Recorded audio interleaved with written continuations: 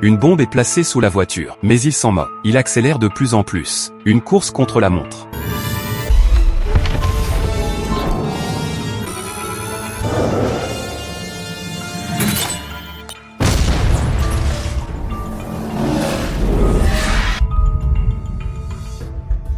Jason échappe à la mort, a affiché un regard meurtrier, pour clarifier l'identité de l'autre. Il est retourné à l'hôpital, a consulté les enregistrements de ce jour-là, puis est retourné dans cette salle de consultation. J'ai trouvé la seringue du meurtrier, en train d'étudier. La police a surgi par derrière. Ils ont tiré et explosé la seringue. Jason a donné 3 coups de poing et des coups de pied. Il a mis les deux à terre en un instant, regardant les débris dans sa main. Jason a donné un coup de pied de rage. Puis il a ouvert le tiroir, et a attrapé une seringue au hasard. Il a envoyé la surveillance à un ami policier. Il a rapidement trouvé des informations. L'autre est un biologiste. Il a récemment développé un virus. Jason a suivi l'adresse sans relâche. L'autre a tiré dès qu'il a vu son arme. Puis il a tiré en reculant, et a sauté du tuyau de descente. Jason ne l'a pas lâché, et l'a poursuivi jusque dans le parc. Il voit l'autre personne sur le point d'attraper le bus. Il saute du pont. Il vole directement une motomarine. Il vise la direction de sa cible. Il se lance à sa poursuite. Une dérive magnifique. Puis une accélération. S'est envolé du pédalier, regardant le bus sauter avec force. Attrapant directement l'homme par le cou, il sort une seringue, prétendant que c'est un virus développé par des hommes. Il y a des hauts et des bas. Il lui a donné une injection sans hésiter. L'homme était paralysé par la peur. Il sait bien sur la puissance de ce virus. L'homme ne pense à rien d'autre. Il a volé une ceinture pour attacher sa cuisse. Puis il s'est mis à courir comme un fou. Il a couru vers son laboratoire. Il a dit qu'il avait été injecté avec le virus. Tout le monde a eu peur. Le virus se propage par la respiration. Il peut infecter instantanément. Il n'y a que 2 antidotes. Pas assez pour 3 personnes. L'homme tire sans hésitation, tuant un collègue, juste au moment de l'injection. Jason est arrivé en courant. Il a dit à l'homme qu'il avait juste injecté de l'eau, et que son but était d'obtenir l'antidote. L'homme était furieux. Il a tiré.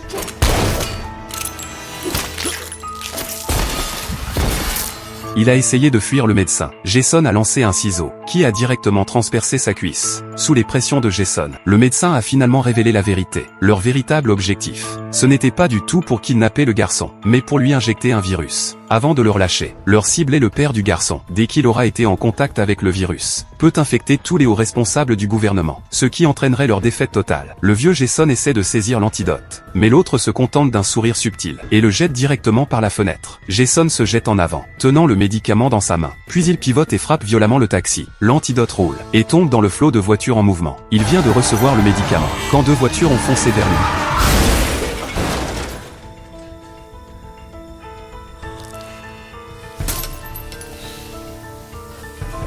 Jason a découvert une autre bouteille de médicaments. Il a agi sans réfléchir, et a attrapé la bouteille au vol. Le grand camion est à 2 pas. Jason apporte l'antidote. Il a réussi à sauver le garçon. Mais maintenant, le plus terrifiant,